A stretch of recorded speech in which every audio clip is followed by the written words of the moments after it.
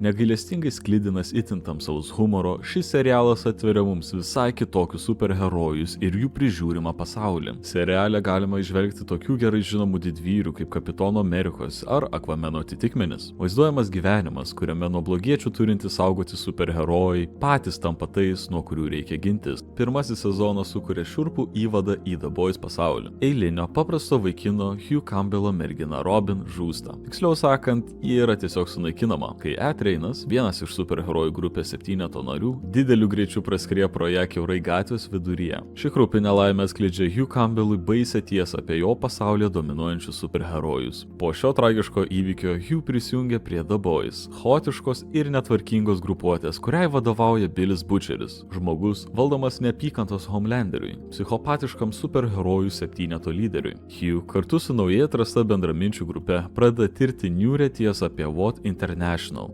korporacija, kuri superherojus sukuria, naudodama paslaptingą medžiagą vadinamą Compound V. The Boys puikus pasirinkimas tiems, kurie pavargo matyti žemę nuolat gelbstinčius didvyrius, kurie netikėtų atsitiktinumų dėka įgijo antžmogiškų galių.